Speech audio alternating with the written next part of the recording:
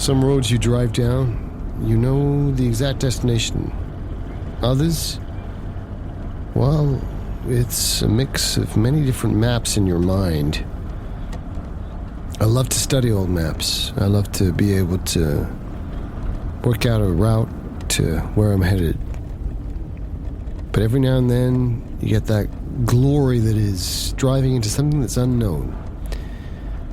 That's what this trip is, I guess.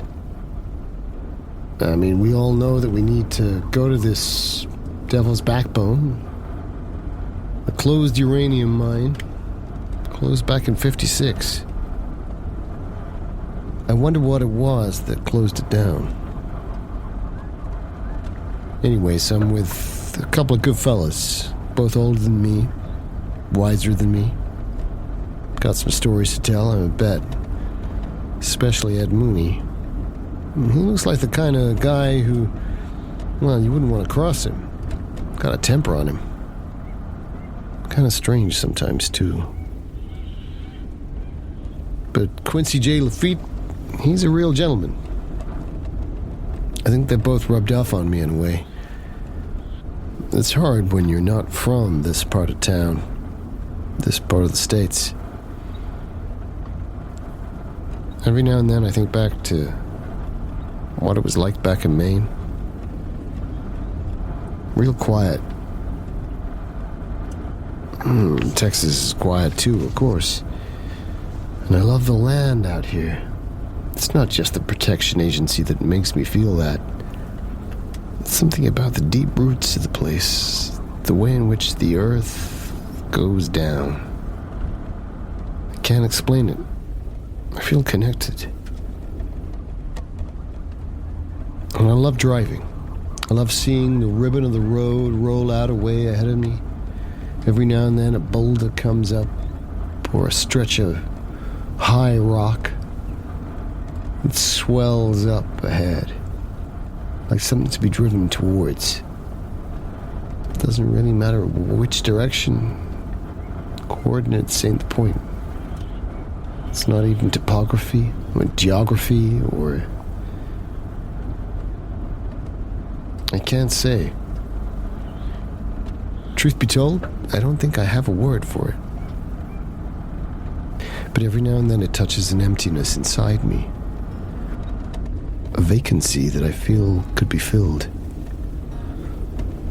And in those moments, in a secret colloquy, I get to talk with someone I know, even though I never met him. He was dead before I was born. And I have these conversations with my great uncle. His name was Carstairs. I know he was eccentric, mean, a tough old coot, but a businessman. He made deals with the railroad and sold well at the right time. He had friends with the Native Americans, or at least contacts. Maybe they weren't friends. I can never quite work that out.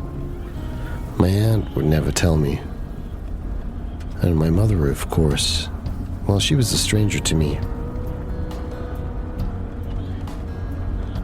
I don't know what kind of a confessional this is. They're just my thoughts as I drive.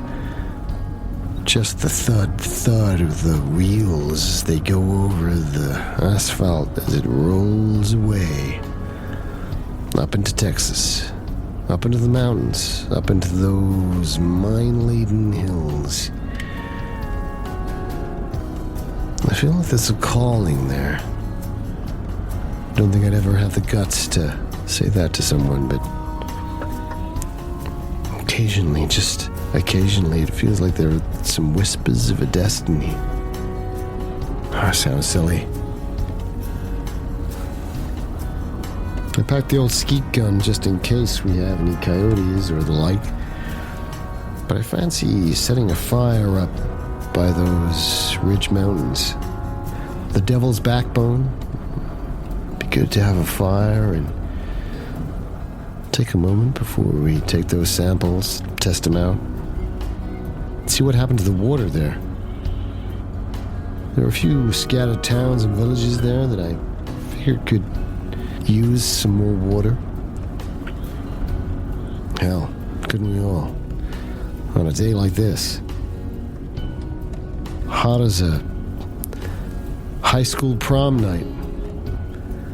With a whole bunch of beautiful boys and girls attending. Hotter than hot.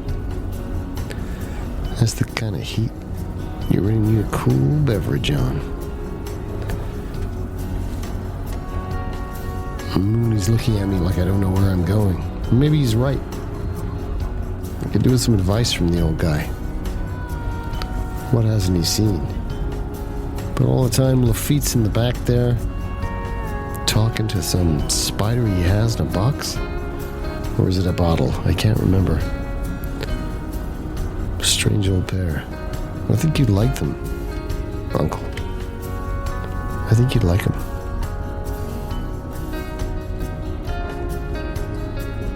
I hope you'd like them. I do. I like them a lot.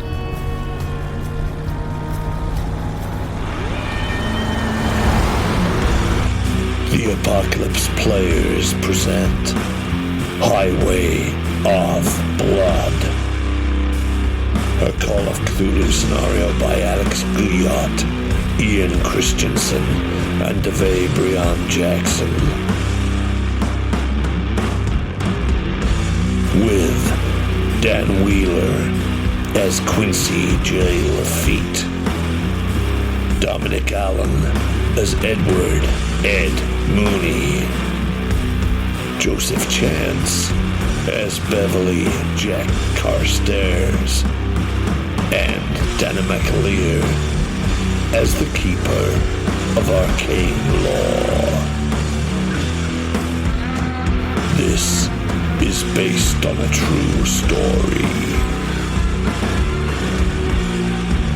Part 15. Paradise Lost.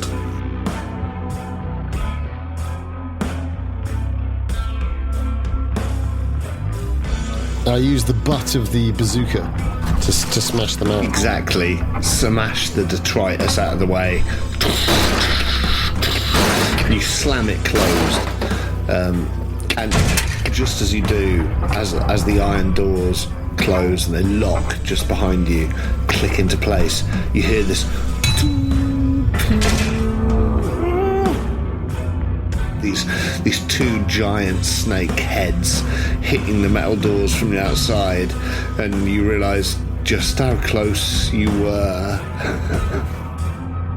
And as the resonance on those slams against the door pull away, you realise that you're just left there in the darkness of the mines.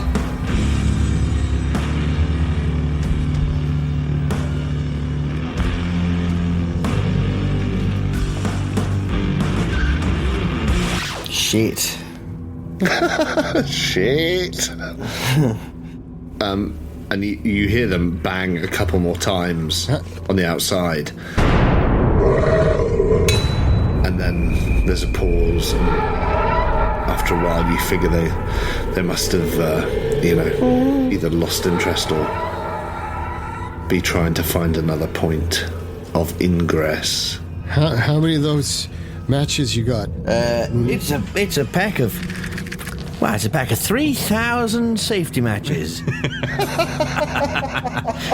Oh, extra long, right? Extra long. Well, that's a real stroke of luck. Extra long. I think, to be fair, it's a pack of probably about 100 kitchen matches, so let's say there's like 60 in there. Say, is that one of you want to give me a shirt? I'll stick it in this, and we'll make a torch. Hey, that's a good idea. Sure. I know, because I've got this empty bazooka that doesn't really do anything. I might take my shirt off. Yeah. I'll rip off the tatty old bloodstained shirt. When in Rome. He fit me right anyway. Oh, I froze. Shit. I walk over and kiss him instantly. Well, shit. I don't, but I think there is a sort of weird compulsion in that moment to sort of engage with his nudity. The whole scenario just ends with you guys making out in a tunnel. Yeah. He's had some dalliances either side of the line. Of course, Dom's signal cuts out as soon as we're down in the mines. Of course it does. Well, it makes sense. It makes narrative sense. That's the annoying thing. So yeah, I help you wrap the shirt around your. Are you suggesting you wrap it around the bazooka? Yeah, because the bazooka's one shot, right? Yeah, fired it. Exactly. Yeah. So now. So the sort of, what would you call it? The launcher, basically. Yeah, the launcher with shaft. Yeah. So I'll turn that into the putting that well away from the flamethrower, and I'll give that to you, Lafitte. Great. So I light it, and what can we see? You can see the Wi-Fi going down. No, what can I see in the mines? No, you can see the tunnel stretching away from you down into the underbelly of the hills. I said, we got to get down there. We got to get down there. What is? Do you think we need to go, or we just chuck a couple of sticks of dynamite down there? What did your friends say? What? No, I think that's our last best, perhaps the ultimate prize move. Maybe that's our queen move, you know? We get the queen to the right position, and then we sacrifice her. I don't mean us. I mean, that's the dynamite. We use the dynamite there, and we'll set it on fire. If it's helpful, or if it's not, actually. But Jack, you hear this voice saying, Do not destroy the passages. We can use them to build our new colony. I think. What's happening to your face there, Jack? Looks like. I'm sorry. Yeah. I think no. We don't want to do that. We don't want to do that. We'll just get killed in amongst the mines. We need to clear it. Yeah, and I can see Mooney looking at us both with this face of like utter bafflement and confusion, and it's critters, right? We've got to clear it of the critters. They're in here. Exactly. Yeah. Mooney, you want to stay up here and watch the door, or? No. Come with us. Just come with us. Just take your time. Get your memories in place. No. Don't say anything. You don't need to speak. Just think it through. It'll all slot back together. I'm sure it will. Yeah, just take your time, Mooney. It's been a hell of a day. I bet you can't remember anything since sometime this morning. Listen, I know this sounds crazy, but I feel like I'm trapped in a devil's bargain, and we've run out of time. Yeah, I feel the same. I feel like maybe the two of you could get out of here, and I could go into this mine and do what I have to do. But those snakes, I don't. Unless somebody does turn up, but I don't think that's not going to be for another half an hour. None of this makes any sense. I slumped down, but I'm on one knee, and I look up at you, Lafitte, and I say, "It is like chess. I can see that now. If we make the wrong move here, it could cost us dear. What do you reckon?" I don't know, Jack. Everything that's happened in the last, I was going to say 24 hours, but it's been a week, hasn't it? I say, sort of like rubbing the stubble on my face. I say, I don't know. Why haven't they sent anyone after us? We should have reported back by now. Why? We've been left for dead. Just another missing car. Just another license plate ending up on that bar, right? Maybe we are dead, Jack. As good as. No. There's a timber-lined house up in Maine, New England, and I'll get them to fly us there. I swear it. Or maybe even Maybe even the holiday cottage. Hey, listen, I ain't got the constitution for Maine. I'm a southern boy. I step up and I grab you and I go, you don't need it. You don't need it. They'll take us there. You too. You too, Mooney. No, don't speak, Mooney, don't speak. Save it for your memories. Stitch your memories back together. I can see your mouth moving and I can hear some words, but I don't want to understand, right? Right, we don't need to understand now. Let's just go. Let's go deeper and down, and we'll find what we need to find. Steady and slow and quiet, and let's find what we need to find. All right. Let's do it. We'll stick with you for now, Jack. I hear you. Your offer of a sacrifice is heard, but I think we are all pirates on that same ship. We will go down together with this ship, unless something else presents itself. But for now, we'll follow you, Jack. I'm just going to say that Mooney agrees, especially with his amnesia. I think, he's going to be accompanying you. So you... Oh, still not working. Oh. Huh. That's odd. Oh, hey. He's back. Ah, bonjour. I'm back, baby. Bonjour. Bonsoir. Ah, bonjour. So I think, Dom, did you leave us just as the snakes were banging against the door and everything went dark? Yeah. But I've got amnesia, so it could come in back to 5 minutes. Where am I? Yeah. All that's happened is, well, you're just being led through some show caves or something by some old friends of yours. Who are these old friends of yours? Your mother? Your sister? Is it your birthday? Where are we going? Someone was knocking on the door. Mooney, you're back. I was worried there you ended some kind of cataplectic. What's the word there I'm looking for, Jack? I'm losing my words. Cataleptic? Catatonic. Catatonic. Some kind of catatonic state. Wait a minute.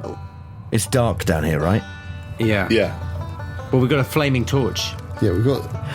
give me the torch. We've got a flaming torch. We've rigged one up. Give me the torch. Whoa there, Mooney. What are you going to do with it? I'm going to hold it out so I can see. It's okay. It's mighty dark down here. Oh, shit. Yeah, because this is his fucking problem, isn't it? Oh, God. I have this listed on the sheet. How convenient. Well, okay, if it'll make you feel better, I guess. They make me feel a lot better. Yeah, well, then take it. Could you all do me a listen roll? I take the flame and I keep it horribly close to my face. And kind of away, like almost coveting it. The hairs of your beard are sort of not catching fire, but sort of like Singeing and curling twisting, up. Yeah. Turning to glass. Yeah. I failed my listen. Anyone else? Failed my listen. I have failed my listen. Okay, so none of you hear what you might have heard, but none of you feel quite alone either in these caves as you travel deeper into their entrails, and as you move down slowly over the sort of rocky and shale underfoot. With this torchlight, you see two passages opening up in front of you, a fork in the road. Is one darker than the other? Yeah, left seems darker. I go somehow. Let's go right. That all right with you, Jack? Suits me. Wait. Let me see.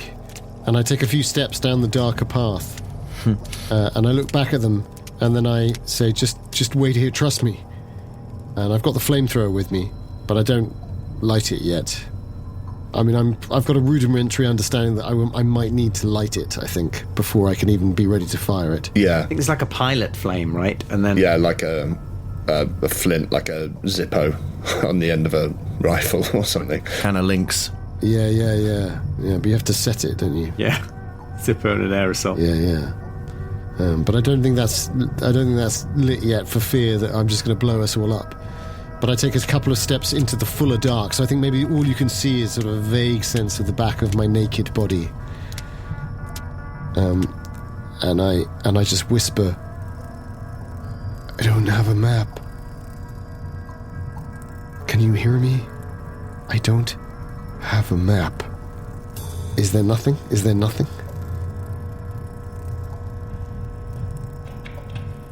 Nothing that you can sense. I mean, you know, maybe it's the echoing, the sort of the dripping off the cavern roof. You know, and you don't know how deep you are now, you know, and maybe that's something to do with it. But yeah, you get no response from the darkness. Are you right there, Jack? I'm gonna try and reach out to the Myga using my understanding of them. Right. I think what I start by saying, by the goat of 1,000 young, by the mother that walks in the wood, I need guidance. Oh my Christ alive, that is a 0.5 on an 8. I'm not kidding you guys. Great. That's a Cthulhu Mythos 0.5 on an 8. Your mythos rolls have been That is insane. Really juicy. I mean, I did have those double 75 intelligence fails that have kept me honest, at least, but that is 0.5. So I'm gonna reach out by an invocation towards, as my understanding of it is. Is this the right path? Spirit who speaks with the ones that fly between worlds. My uncle, my great uncle. Is this the right path? Ask them if my words are not enough. Tell me now. Jack, you all right? One moment. He does this from time to time, Mooney. Don't worry. He's got friends. He's speaking to friends. I don't quite understand it, but we just have to trust him. Friends in the dark? You saying he has friends in the dark? No, I don't believe. I think his friends want us to defeat what lies in the dark. I met something down in the dark once in a cave like this. I met something touched me on the face. Hey, Mooney, it's all right. It's all right. I'll make sure nothing touches you on the face. It wasn't natural, all right. It was an insect, big insect, maybe a little man, maybe a little... The imagination plays tricks, you know. Jack, with your immense success, you and your invocation into the dark, you do hear faintly again this sort of crackling, like the wind casings of beings, like many legs, like a detuned radio, but you hear fainter than before, but you do hear a voice, and it says, "Follow your friend. The other passage to the spawn." And then it disappears again into the darkness. I think I say, wait, I might be wrong. I'm sorry. And I walk back up and I say, of course, I've been a fool. It's this way. And I take them back up to the right hand side, into the lighter side. It's this way, I say. There we go, Mooney. See, nothing to worry about. We'll go this way. Better for you, I think. Yeah, that's right. You never know what's in the dark. So, as you make your way down this left-hand tunnel, and it does seem lighter somehow. I mean, it's hard to tell because the torch is quite close to you and it's casting these big shadows up against the rock walls. And you realise the sort of dripping from the cavern, it's sort of... There's this slight sort of stream, like a trickle going down underfoot, under the loose rocks. And it sort of twists and turns a few times. You're definitely going down and deeper into the heart of the mountain. And then suddenly it sort of opens up slightly. You can see the ceiling sort of expanding away, and in front of you on the level, there's just this sheen of, like, looks like oil at first. You see it glinting. You realise it's probably just, it's water, but so black. and you sort of, the light thrown out by the torch spreads slightly, and it's hard to see the other side. You reckon it might be certainly about 20 feet maybe of water. It seems like at first glance it might be shallow enough. I wade confidently into it without breaking pause. and if it wasn't for the comedy of my buttocks being bared, it would be sort of like a heroic move. But it's yeah. Well, you still can't see entirely how far across it is, how far it goes, but as soon as your feet splash forward into the dark water, you see hands coming up out of the water ahead of you, just at the edge of your vision, these two pale hands, and then this dark, slick mass between them, this mass of hair rising out of the water at the far side of the pool. So almost like a total mirror image of you entering the water, is moving at the exact same pace. And in the dim light, you just see this naked female form just walking away in front of you from the pool, this like voluptuous form, it seems, like curved and swaying, drenched in this dark water. And the shape just keeps walking into the darkness, away from you. Do we see that as well? Yeah. Who the fuck's that? Holy shit. Do you say anything to her? Hey there. Hey there. Hey. Hey there. Hey, come back. She turns. Quincy. And as the flickering light catches this pale face, dark hair, and dark eyes, you realise instantly that she is the most beautiful woman you've ever seen in your lives. There's something utterly hypnotic about her movements, and the expression on her face seems inviting, kind, maybe a hint of amused, and she seems very lithe in her movements, and she finishes turning and she smiles this radiant smile at you. You can see it clearly even across this black expanse of water, and maybe it's a mite too wide, but only in the same way Jax can seem at times. And her lips part again, and you hear a voice saying, "Welcome, gentlemen. You're most welcome here with me." And she smiles again, and the curve of her lips seems wicked.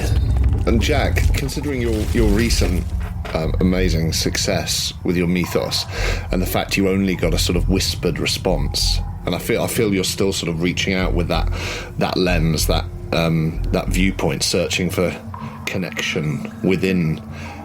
I feel like I can give you something here. Can I gain a Cthulhu mythos insight into her? That's exactly what I was thinking, yeah. So, yes, you can. And I feel like, yeah, in that mindset that you are sort of reaching out, still trying to hear the crackling of that sort of interstellar, that other communication, you hear this voice from her, and you suddenly just, it's like a pattern forms in your mind, and everything falls into place. Do I sense that this is like a version of Yig? In a sense, it is, but not quite.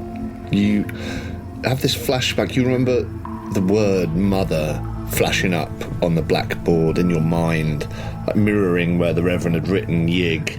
It was just before you went unconscious, that word mother flashed up in the same curling text, and that connection seems to become more tangible. You think of also of the whispered voice you heard outside the tents all those days ago now in the heat. The whisper. Which said, "Join me in the mines. Don't trust the others. Join me in the mines." and you realise that it's the same voice, the same presence, although you've no idea why it was that she spoke to you then, before, in the blistering heat by those tents. But you remember that name you've heard before as well.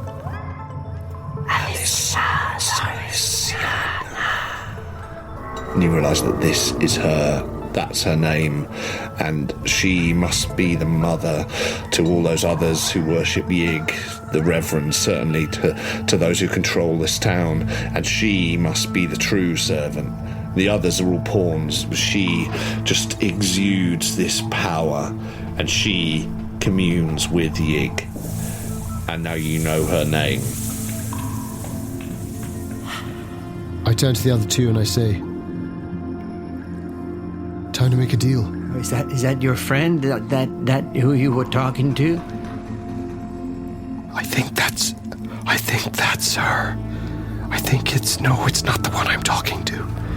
I think that's what this place is. And we should kill it. Wait, look at it. You don't want to kill that. Wait. And as you're all there grouped together, whispering to each other in the dark, she's just paused there at the other end of the pool, sort of half in, half out of the light, sort of flickering between the two, but naked, up to her knees in the black water, sort of looking back towards you expectantly, sort of swaying slightly in the darkness of this tunnel, only lit by your own devices, like a ghost or like something. I've got an idea.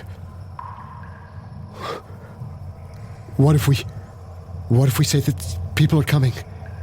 What if we say that people are coming? And I go really close to them now, and I sort of grab both of them and pull them in. What? Yeah. And I say, what if we say that both of... We know the people are coming. Government people. And they're going to look too deep. And her game is going to be spoiled. The hunt's going to be ruined. And that's why other things are coming down. And she's got to move. She's got to move on. And... But Jack, if she's the power of Yig, if she's the cause of all this, we don't want her to move on. That'd be worse than her staying here. Cause havoc somewhere else. Death and destruction and madness and sickness. We need to... Either we just get the fuck out of here now, or we destroy her. I turn to Mooney and I say, light the beacon. And I lift the nozzle. And I'm not looking at her, because if I look at her, I feel like I'll get weak on this point. Well, something dark and beautiful moves behind her eyes. It could be pleading, it could be malice, it could be amusement, it could be anything. And but I'm not looking at her. Oh no! Even their eyes are there. I see the pleading in her eyes. I'm not looking at her, and I raise the nozzle, and just moments before I have to make a sanity check. Clearly. Well, maybe that's the thing. Maybe I go. Maybe it is. Right, and I take the strap off, and I say, light it. And also, maybe you realise that the flamethrower only has about 25 yards range or so, and she's flickering in the light, but she seems just past that. So you realise you'll have to take a few steps further into the water. Perfect, and I say, light it to Mooney, but all the time, as I'm not looking at Mooney, I look at Lafitte, and I go right up to Lafitte into his myopic presence, and I say, you've got to do it. Don't look at her eyes. I can't see her fucking eyes, Jack. Just fucking do it. If I look at her, I'll be too weak. She'll make me mad. She'll make me want her. I can feel it already. And I put the strap on him, and I sort of I do a crude mimicry of that moment where Mooney and Lafitte were aiming the gun together, and I turn, but I'm not really looking. I'm just sort of pushing Blinding him around yourself to it, yeah. At the same time as Mooney is. Yeah, well, I like the igniter on the flamethrower, whatever they're called, with the torch. Yeah, and as that flame sort of flickers and spills out across the black surface of the water, it goes... Even before I pull the trigger? No, just that... It's okay, Dan. Sometimes this happens. It probably has never happened to you before, but as a slightly older man, I can tell you that sometimes it just ignites and you don't even know it's happening.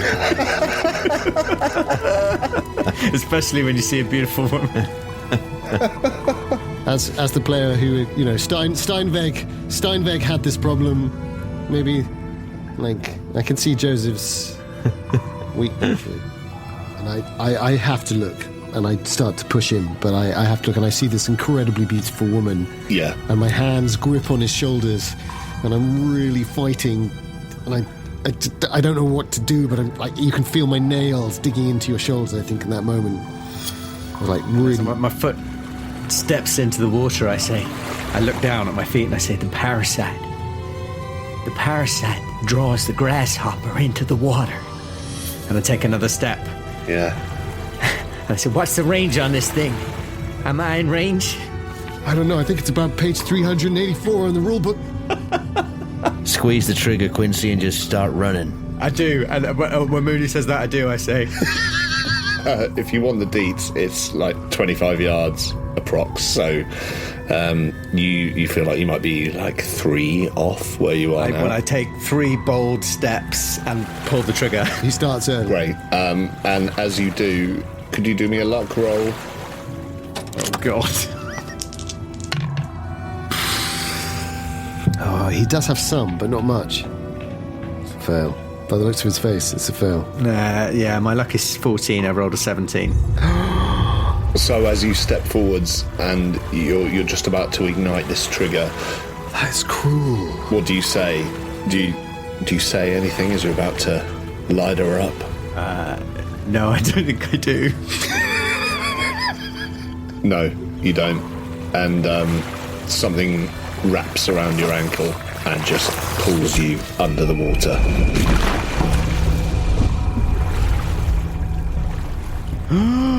And the others just see you and you see the pilot light goes out and Quincy and the flamethrower both disappear under the surface of the water, and that flame going out makes the light shift darker again and the surface rippling just goes black.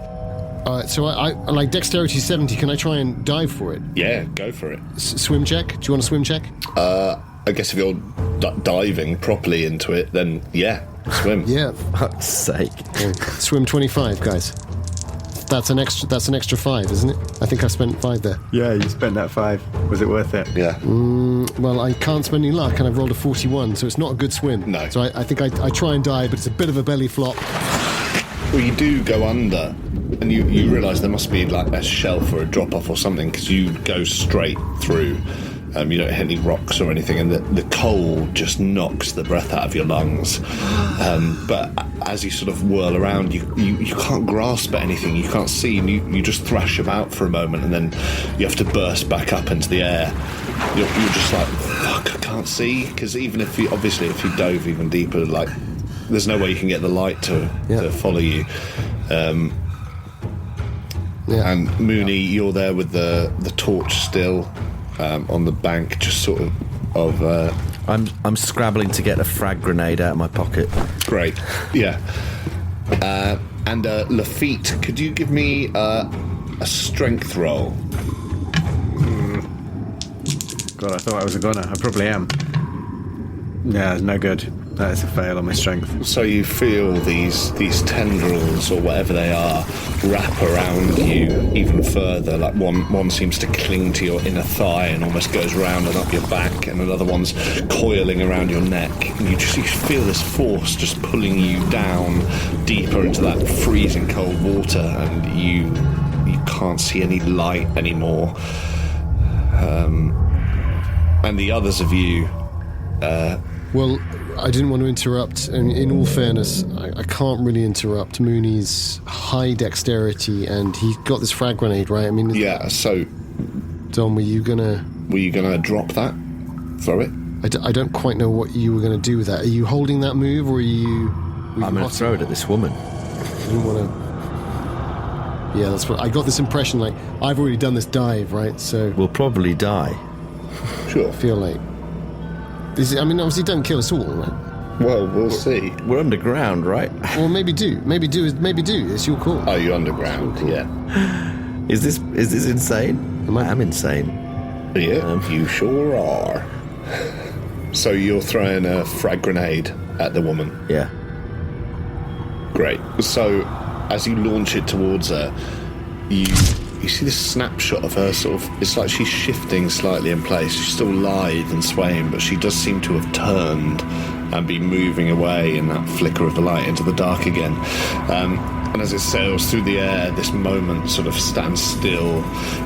Quincy's being sucked down into the black, into the void, and Jack dives after and he comes back up to the surface, coughing and spluttering. And then there's this like white light for a split second.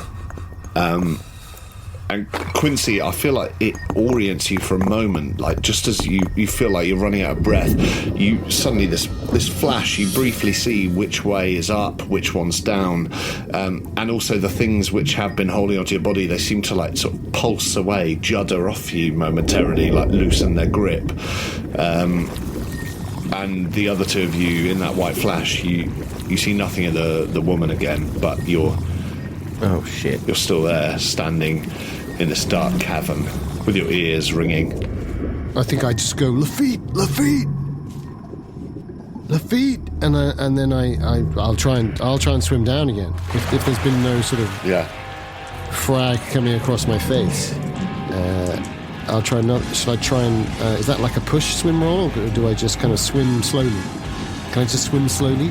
I mean, I think it'd be a push swim roll, really. Although if you're just doggy paddling, you know. Also, your ears are still ringing, but you can see like little ripples on the surface of the water from bits of rock falling from the cavern roof. Like nothing massive. You get the sense that the frag did do some structural damage to the tunnel around you, but luckily it hasn't caved in or anything. But are you striding in? Are you diving back in? Yeah. I mean, I guess I probably have to try and push it, right? I think I have to push it, otherwise I can't help him. I'm just worried I mean, you don't have to, no. I mean... Is this the kind of time that a man can drown? Is that he might be able to still fight his way out. I mean, he's been let go of. But I don't know that, though. Not that you know that. I'll try pushing it. Okay, cool. Oh my god, it's a 22. Justice is done. Oh, wow. A 22 on a 25. I've passed a pushed swim roll. Fantastic. So you dive back in, and you almost immediately see this shape as he's sort of writhing in the water. He's trying to swim up towards the light, but he's kicking up bubbles. They're not too far down from you, and you just push towards him and you hook him under the arms, and you manage to pull him up and break the surface with this huge splash. And you drag him the few feet back to the shallow pool onto the land, and you both cough up water. And I can't believe you lost the flamethrower. Jesus Christ, man. No, I don't say that. I don't. I go, oh God, Lafitte. Oh, Quincy. Something's down there. Something grabbed me. You went under. Grabbed me. You went under. Like Mooney threw a grenade. Like a tentacle or some kind of snake. We've got to get out of here. Where is she? Where's the woman? I don't know. Did you get her?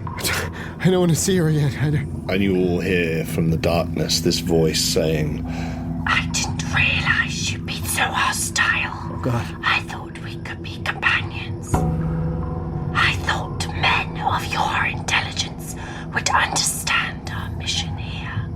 If you do not understand, perhaps there is no use in your staying.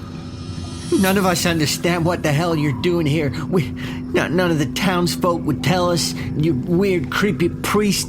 So why are you in my home? Because we can't get out. We can't escape. You won't let us. You murder everyone who comes here. Everyone who steps... Have I murdered? If you speak of slaughter, that is only carried out by the strange, silly mammals who follow my son. It is not my concern. Such trivial beings should not concern us. Right, that's it. I pull out one of the grenades in my pocket, and I pull out the pin, and I throw it down the mine shaft. He's so fast. I think I say, What? And I say it in this voice that is resonant with a richness that I do not possess as Beverley Carstairs. But it's too late. Right. It's too late. And in that moment, you hear her voice sharpen, like her eyes are narrowing at you, and you hear her say, You fool! And then you just hear this, and there's this flash. And could you all give me a luck roll? Actually, do you know what? Give me a power roll. Yeah.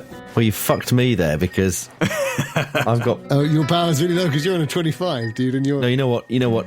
It's fine. I can spend the luck to make my power pass. It's fine. I have passed my power roll. I've spent 3 luck. 3? Is that all? Yeah. I've passed my power roll, 37 on a 45, as it happens, which is a fluke. So in that moment, you see this flash, and in the blast, you see a last glimpse of this woman. She's further away down the tunnel, but facing you again, and the shine off it just in this moment seems to illuminate her skin in a closer way than before, and you see that the curves of her hips and thighs, her body, it seems to be textured in that moment. It seems to have like scales, possibly this like diamond pattern shifting across, and the last thing you see is her face with these dark eyes contorted, suddenly hissing at you out of the black, and the sharpness of her teeth, and she seems at the last moment to lengthen somehow, like elongate, and then the explosion cuts everything back to dark. But that image of her like stays sort of printed on your retina, shining, and you're not sure it'll ever disappear. But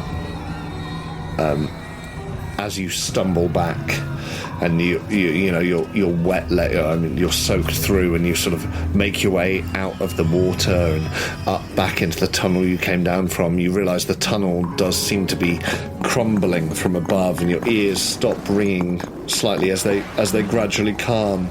You see rocks falling around you, and you hear them, and you step backwards to avoid any sort of falling debris.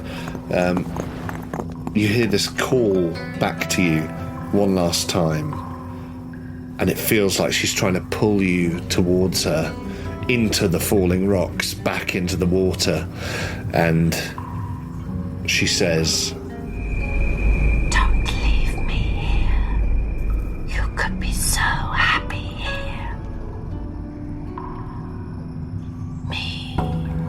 but you all succeeded on your power rolls, so you continue, you turn away, you tumble over each other, and you're dragging each other, you're pulling each other through the tunnel away as the rocks sort of fall around you and the water splashes at your feet, and you get higher and higher. You feel like you've crossed that fork in the path, but you're not certain, and all you know is that you're going up, and surely that must be the way out of it. And suddenly, at this turning, the flaming torch that you've still got lit, you suddenly see this change, this something on the floor. Is it one of those nests of daddy long legs, those churning sort of furred things? You realise, no, it's this small group of those silver-eyed creatures, those ape-like things facing you, but they're all like in rows, and they seem to have their heads bowed, and they're just rocking slowly back and forth together. There's this humming sound coming from them, and they let you pass through them. This reminds me of something that happened before.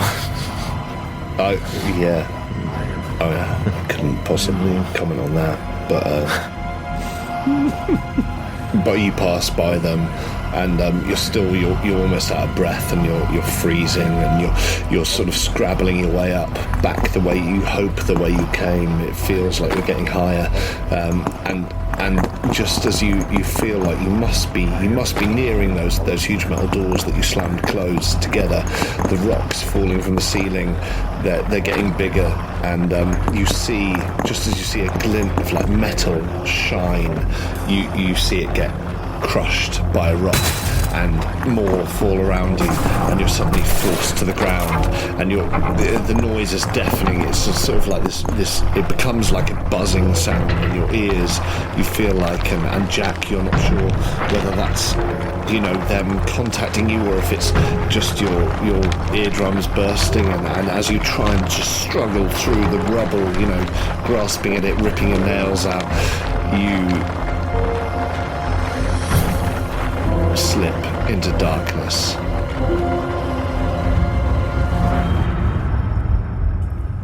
And you pass out.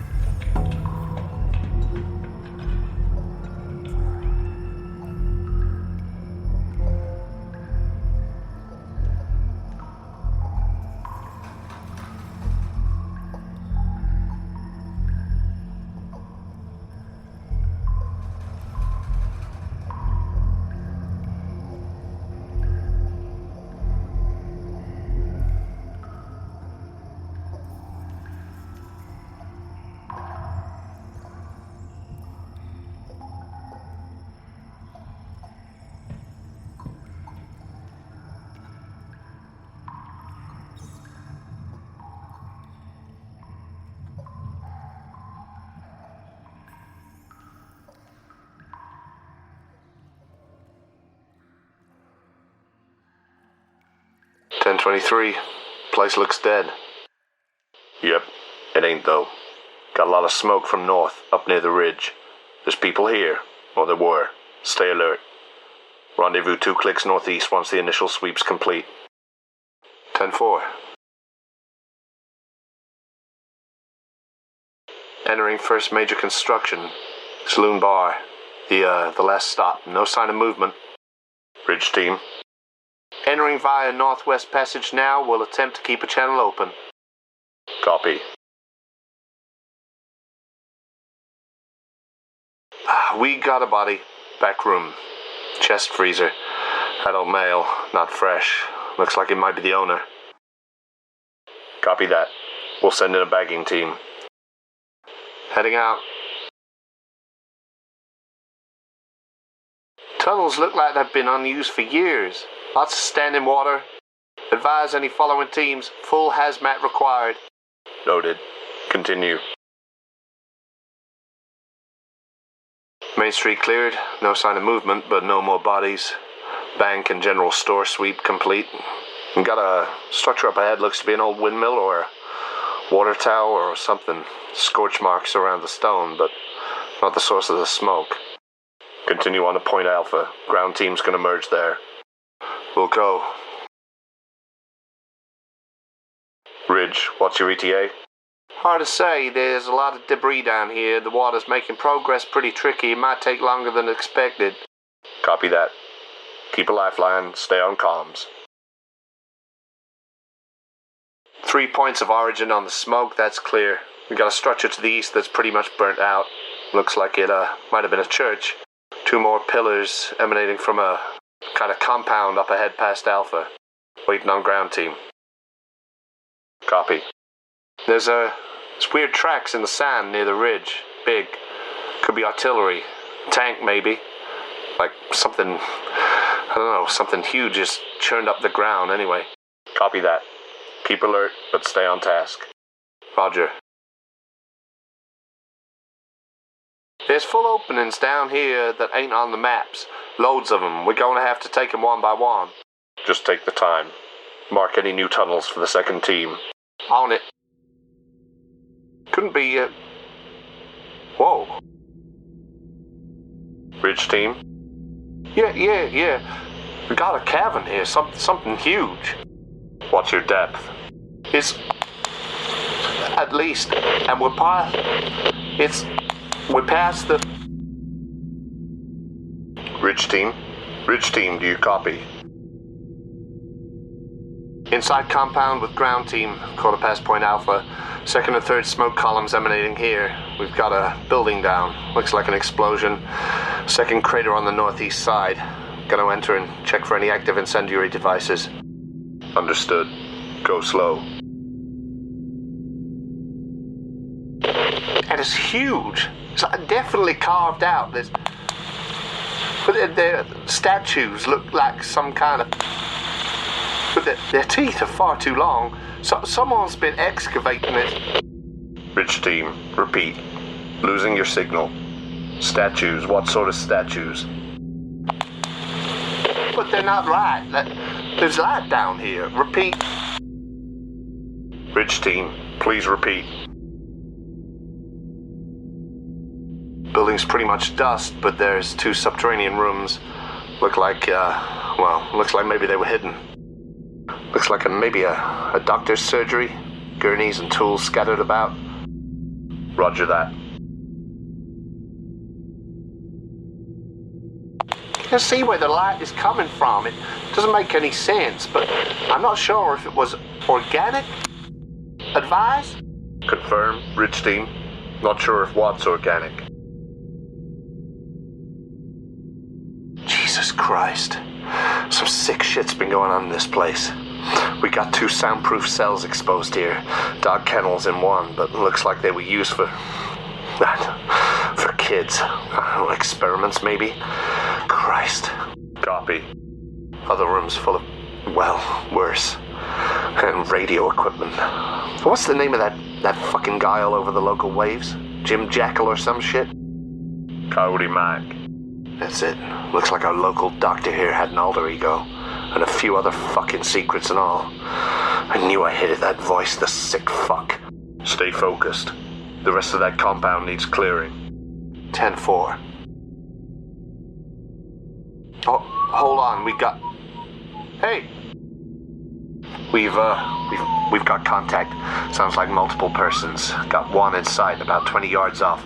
White male, bald. Don't engage unless they're armed. Hey, stop there! He doesn't have a firearm. Only one in sight. Stop there, man. Put your fucking hands on your head. Yep, only one visible. He's a...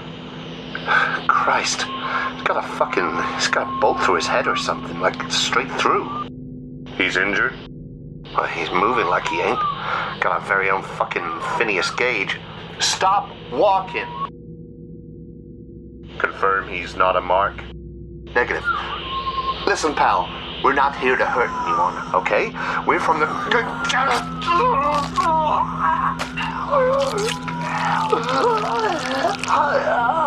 Come in. Come in. Jones here. Ground team. We're taking heavy fire. Multiple hostiles. At least 2 of our men down. Request immediate backup. Backup is en route, but you'll have to hold for now. Copy? Copy. Shit. There's too many of them. We need cover. Find cover and re-engage. Fall back. Well, wait. We got airborne. Something airborne. Are those choppers here? Negative. No helicopter dispatch nearby. Nothing on radar either. Oh, fuck. They're definitely... Oh, my... What? No, it can't be. They're... What is it? Insects. They're like giant fucking... Oh, Jesus Christ.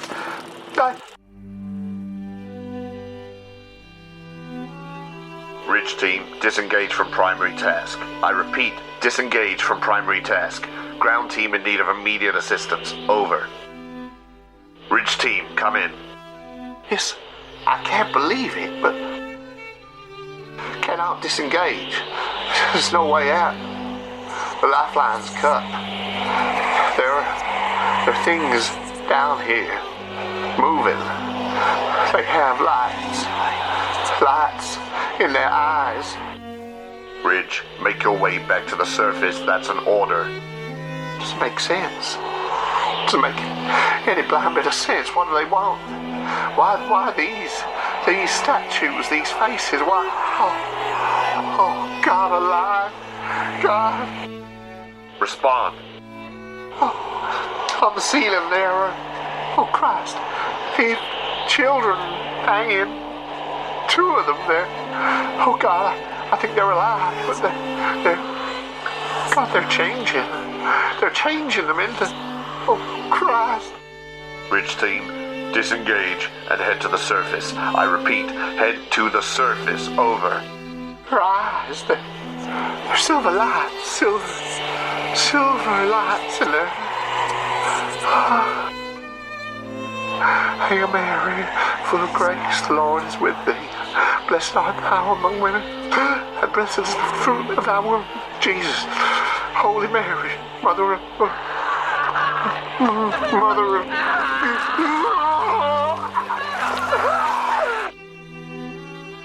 Ridge team, respond. Respond.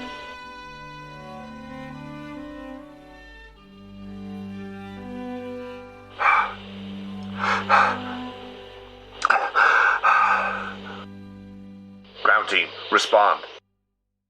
Got away. Managed to get away. They killed them all. Who did? Ground team, Jones. Who killed them? Like insects, but man, from above, they tore them up, tore them all up. Situation report. How many men down? All of them, all gone, all meat. They came down from the sky.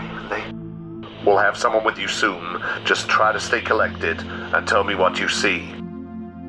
They tore them up into blood, into nothing. And then they burrowed, started burrowing, digging in the cliffs. God, the buzzing. Oh, God, the buzzing. They dug into the cliffs.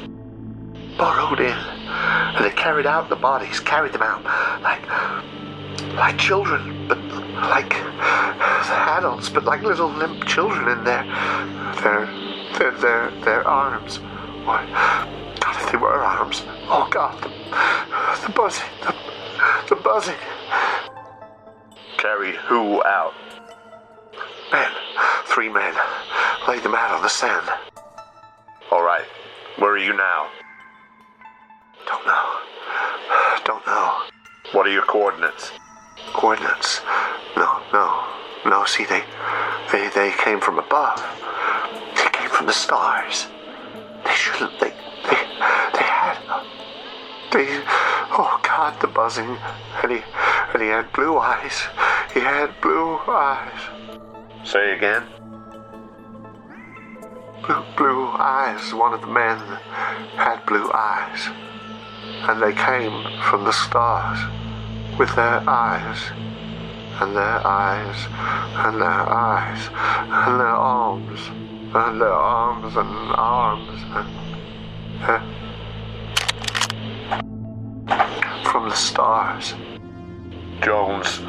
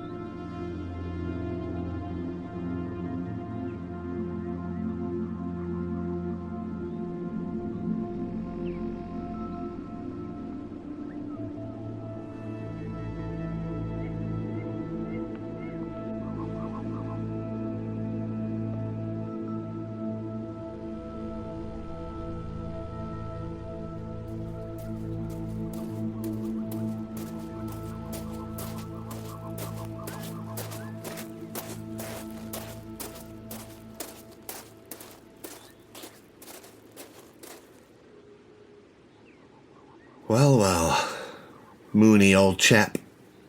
Not going to stand up for your old pal Fergal? I'll let you off just this once. Christ, what a mess you've gotten them into. Here, medic. Fix them up. All 3 of them.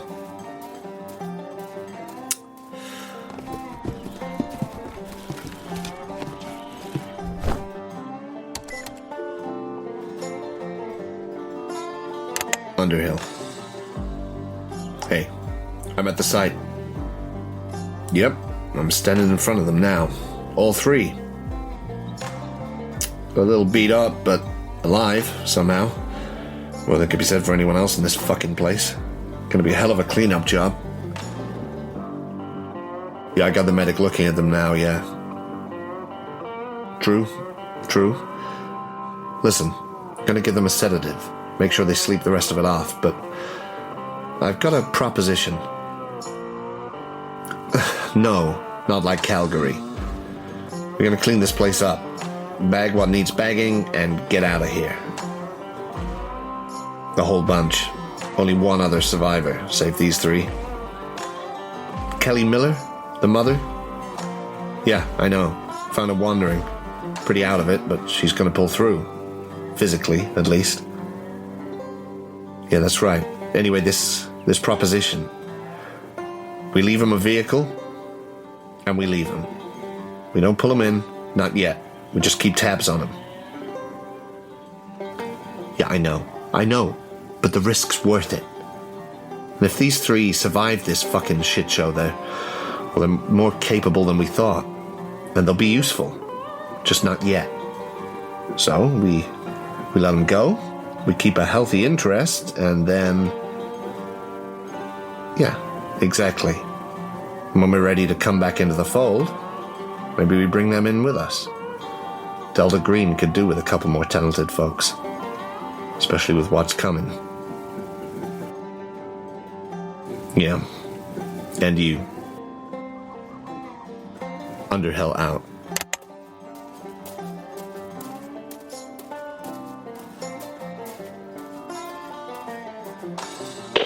Que comparte tu tiempo, que comparte tu estilo, con sus diseños y precios, ese es tu estilo. Comparte tu tiempo. Comparte tu estilo. Teatro de la Ciudad presenta a Carmen Salinas en la pastorela mexicana de Miguel Sabino. You wake up and it's hot.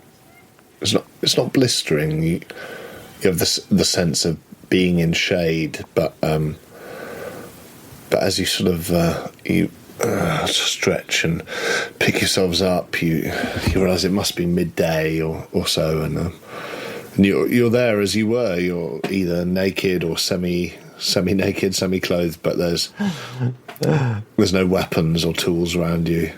You've got no bags or anything, and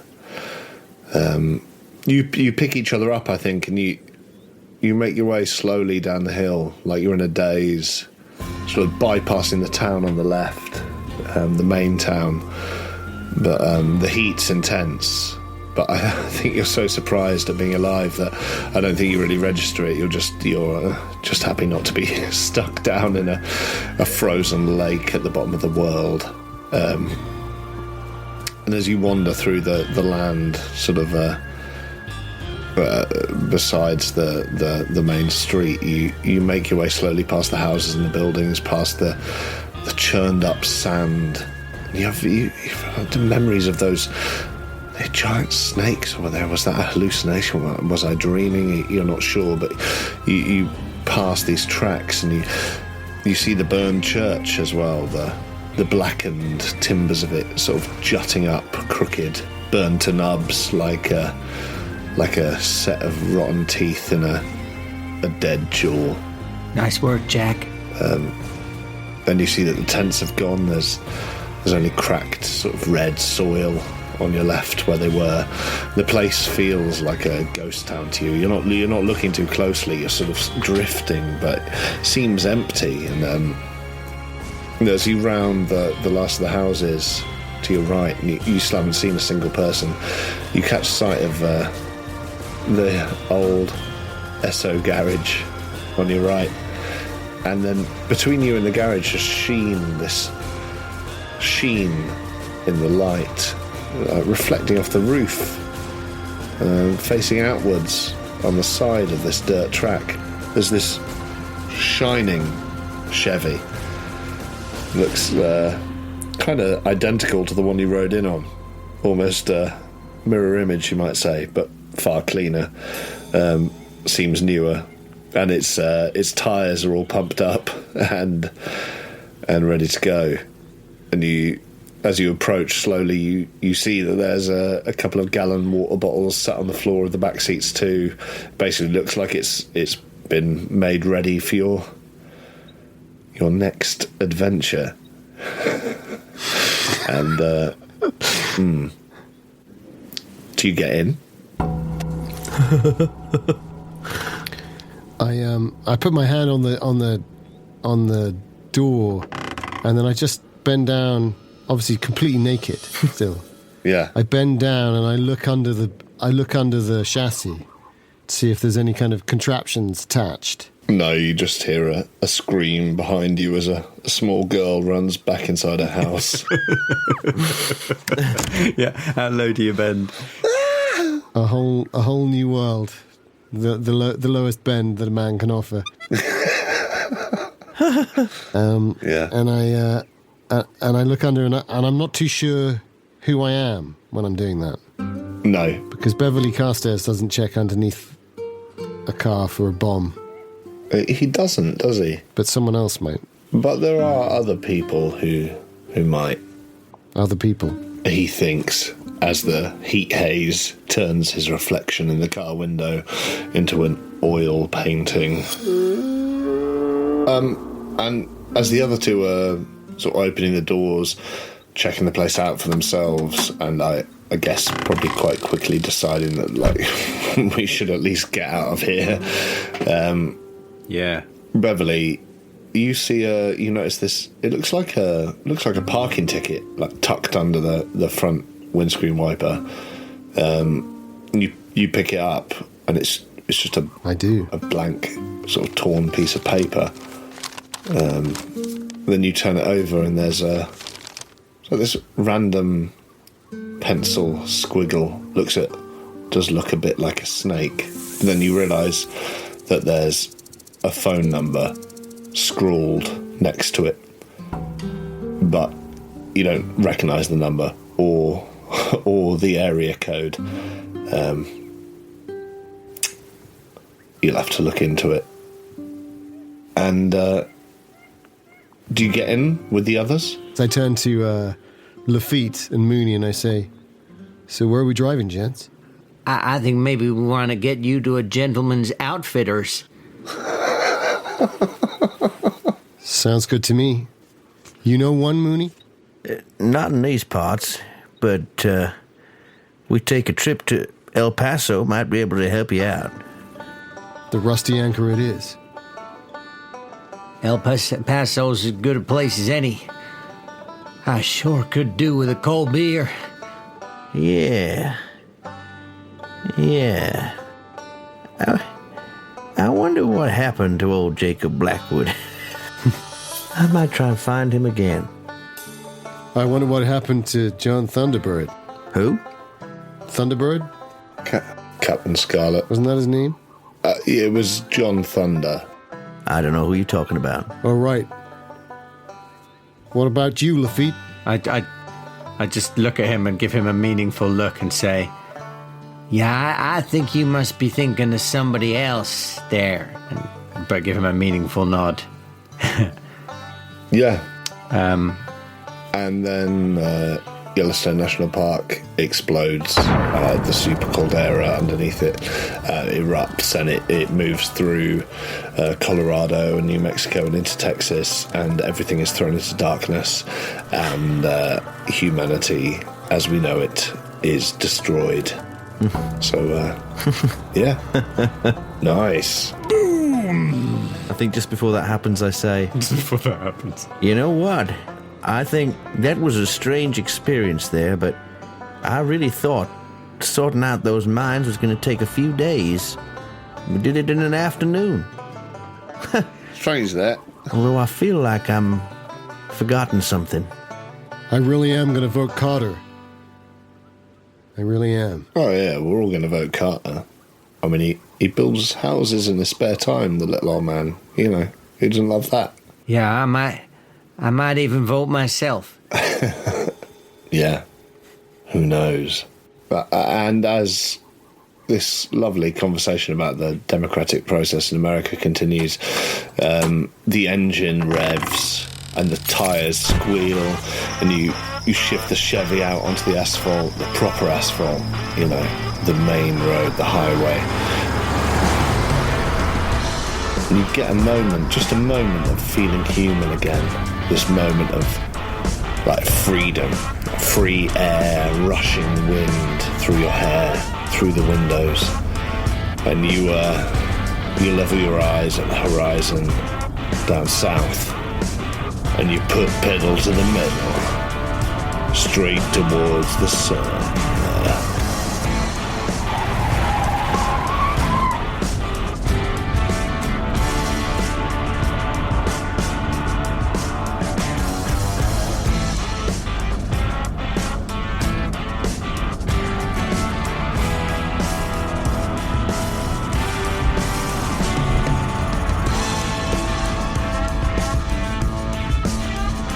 This was an Apocalypse Players production. Highway of Blood was written by Alex Guillotte, Ian Christiansen, and Davae Breon Jaxson. Edward Ed Mooney was played by Dominic Allen, Beverley Jack Carstairs by Joseph Chance, and Quincy J. Lafitte by Dan Wheeler. The Keeper of Arcane Lore was Danann McAleer. Additional voices provided by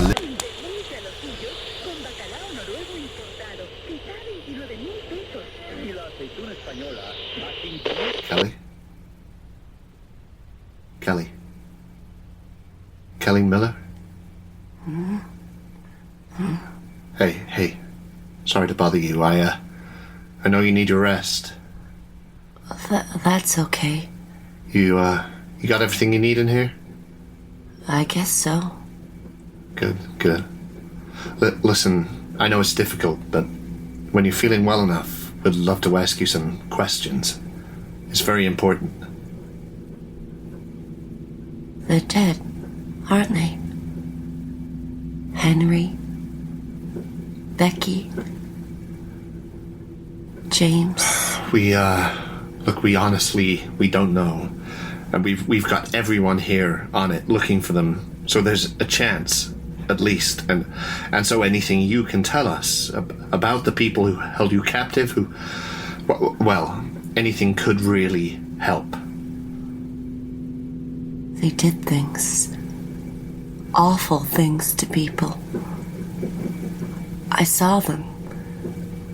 But not to me. Never to me. I don't know why. I saw why they kept you. And the others. That room. They're monsters. And we just need to know everything you do. To try and find Henry and the kids. And also to make sure this doesn't happen again to anyone. Ever. Okay. Give me a minute. These sedatives... Yeah, as long as you need. I like your necklace. Henry gave it to me for our 5th anniversary. Lucky they didn't take it. Lucky? No, I just meant... Sorry. It's okay. Beautiful, isn't it? Sure is. That eye is pretty... Well, it's pretty mesmerizing. He said it reminded him of mine. It's green. Just like mine. Yeah, I see that. Well, see, Kelly, the thing is, we're not really meant to allow anything like that in here. Just while you're recovering, you understand that. We just, I wouldn't want you getting tangled up in your sleep and, I think I'm ready to talk now, Fergal. Oh, great. I think I'm ready to tell you all about them.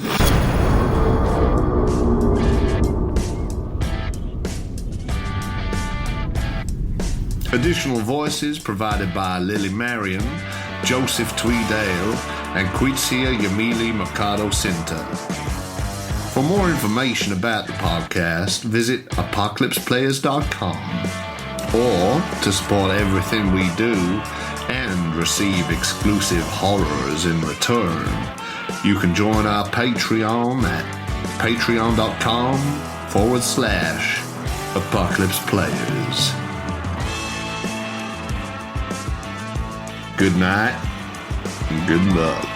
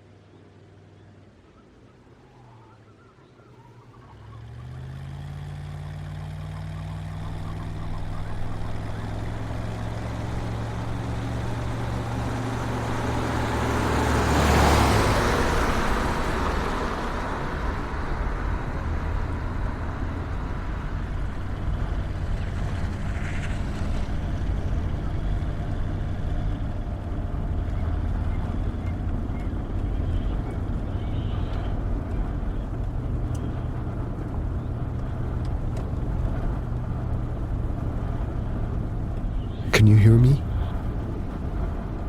I don't know if you can hear me. I don't know where you still exist. Where you are inside of me, or where I end and you can begin. I suppose you're like a ghost. But where we've been, what we've done, the deals that we've made, I'm going to need your help. I can't do this without you. Mooney's driving, and as I look over at him, I feel like we're in good hands. Even though only a few hours ago he was behaving like a madman, a murderer. And all the time I keep thinking about the sound of those wings and the carapaces, the sloughing off of the self, the way in which a disguise was implied, that there was a buzzing to the voices that I did not understand. And yet I know it's all a part of you, a part of what you were doing and how you were looking at the world. I don't know. I know there was a holiday cottage up in Maine, in the woods. And I know, of course, there was your house. Seems like such a long time ago. But Skowhegan, that was where I grew up. And the old Penobscot place, well, I went there once. That was when I saw a portrait of you. You looked so mean, handsome, well refined, but hard, mean. Something about the way you looked, your eyes, they bespoke a cruelty that I couldn't comprehend. But now I think I might.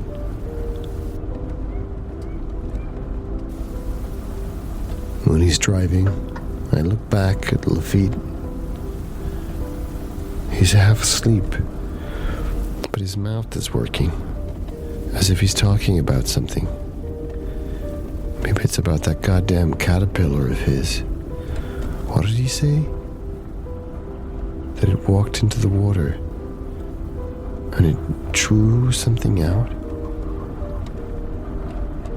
Maybe that's what you have to do to survive.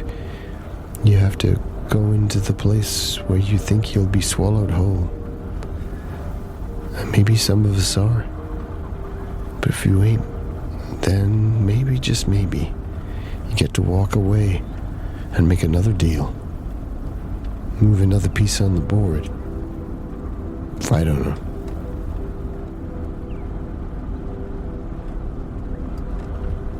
But she was beautiful. So beautiful. I've never seen a woman like her. So full of life. In and out, in all of the right places. God, it was perfect.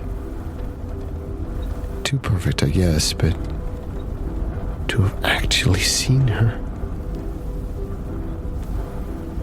I couldn't have done the rest. I know it. I would have been no good. I hope I made the right choice. I hope I made it for you. Great Uncle Carrington. I hope I made it for you too, Mom. Genevieve. And maybe for Grandma too. Anastasia. I hope we make the right choices. I really hope we did.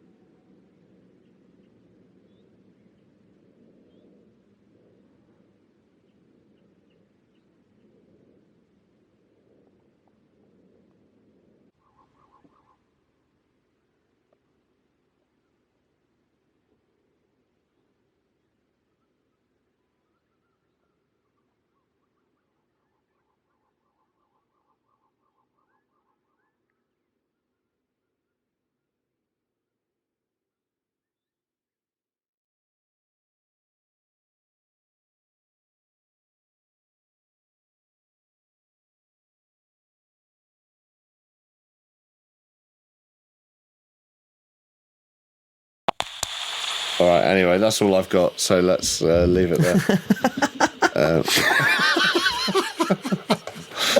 Leave it there, and I'll fix it in post.